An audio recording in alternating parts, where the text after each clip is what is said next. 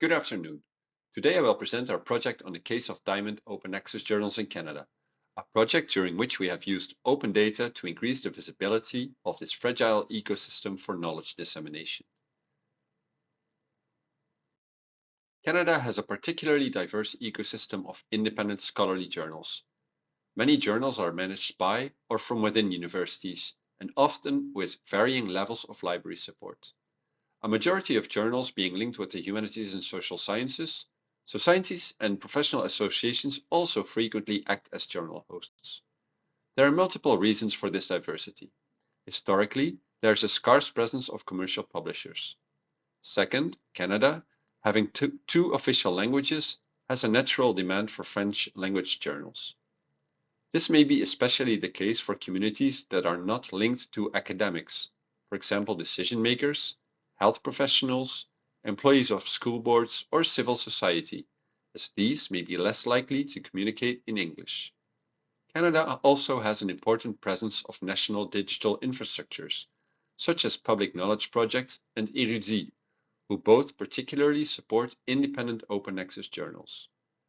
Finally, Canada has had, for over 40 years, two specific government support programs for scholarly journals, one managed by the federal government and one managed by the Quebec provincial government. Both programs particularly support Diamond open access journals. Many of these journals have a visibility challenge, particularly apparent when we look at the level of indexing in some of the major tools. For example, only 16% of the Canadian scholarly journals are indexed in the Web of Science, and only 31% of the open access journals in Canada are present in the directory of open access journals. To better document and track the development of the Canadian scholarly journal ecosystem, the research team at Érudit has created a Canadian journal dataset. This dataset includes both active and ceased scholarly journals. We created this resource based on multiple sources, such as OpenAlex and Ulrich's Web, and it integrates data from previous studies. The dataset can be accessed in two ways, depending on the type of usage. We first have an open, dynamic version, which allows for comments by any user. This is actually a Google Sheet to which anyone can add comments. For example, if you find errors, if you think there's an update needed, or for any other issues that you may encounter with the data. There's also what we call a snapshot, which is available under a CC BY license in Érudit's Borealis Dataverse. This snapshot is a stable version of the data that is ideal for research as it may be properly identified and cited. Our Canadian journal dataset documents a wide range of characteristics. For example, we have identified the year of creation for each journal.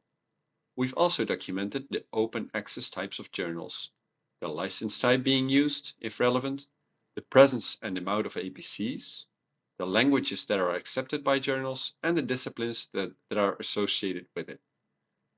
We also made a particular effort to document the managing organization of each journal. We also included several fields that provide information on indexing. For example, is a journal present in the directory of open access journals, OpenAlex, Web of Science, Scopus, or the JISC Open Policy Finder. The dataset may of course be used for research. Using this dataset, and together with Lucia Cespedes, we documented aspects of the structure of the Canadian journal ecosystem.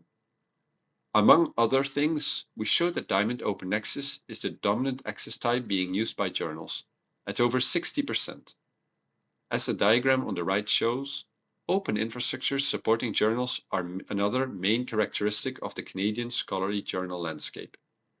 Out of about 1,000 journals active today, almost 2/3 are supported by open journal systems, by university libraries, by Érudit, or by a combination of these. The dataset is also being used to increase the visibility of Diamond Open Access. Librarians have optimized the Sci-Free Journal Search tool to better represent the Canadian research landscape. The Sci-Free Journal Search tool is available in a growing number of Canadian universities, helping researchers explore journals of interest for publishing. However, Sci-Free in its standard version tends to favor major publishers' journals that are part of an agreement. Librarians have used the scholarly journal dataset to customize the tool, adding independent scholarly journals to be explored alongside for-profit publishers' journals. This way, they increase the awareness of the existence of these journals and, of course, their visibility in general. Community engagement is essential for this dataset in the long term. Collating such a large dataset is labor-intensive, and Coalition Publica does not currently have dedicated personnel to maintain the dataset. And other organizations active at the national level are currently unclear on their capacity to host or manage the inventory in the long term. In addition, we encountered what we may call a downside of open. As there is no possibility to perform centralized monitoring, anyone adapting a dataset may do so without providing any feedback. As we began publicizing the dataset, it became quickly evident that library support for Canadian humanities and social sciences journals is essential, not just for supporting the journals themselves, but also in raising awareness about their existence. This is why, for now at least, community feedback, especially from library publishers who work closely with these journals, is essentially to keep the journal dataset updated and relevant. Thank you for your attention.